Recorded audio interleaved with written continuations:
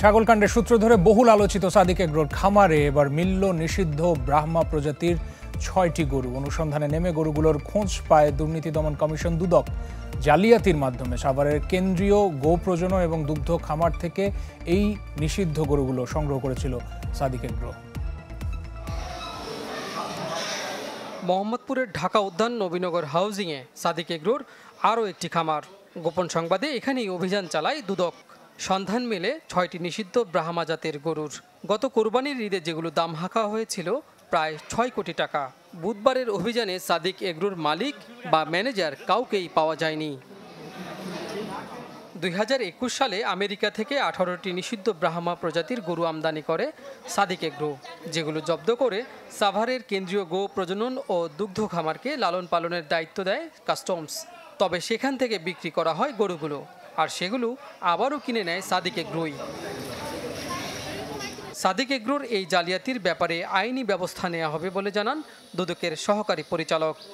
এই বিষয়ে একটা অনুসন্ধান প্রতিবেদন তৈরি করব, এনফোর্সমেন্ট প্রতিবেদন। এই প্রতিবেদন আমাদের কমিশন বরাবর সিদ্ধান্ত দাখিল করব। সেখান থেকে যে সিদ্ধান্ত নেবে এটা আমরা ব্যবস্থা নেব। গত রমজানে ন্যায্য মূল্যে কেজি প্রতি ৬০০ টাকায় ব্রাহ্মার মাংস বিক্রি করা হবে, এমন শর্তেই গরুগুলো সাদিক এগ্রোকে নিলামে দিয়েছিল প্রাণী সম্পদ অধিদপ্তর। কিন্তু তারা শর্ত ভেঙে গরুগুলো নিজেদের খামারেই রাখে। বিষয়টি মনিটরিংয়ে সাভারের কেন্দ্রীয় গো প্রজনন ও দুগ্ধ খামারের গাফিলতি রয়েছে কিনা এমন প্রশ্নের সদুত্তর দিতে পারেননি এই কর্মকর্তা।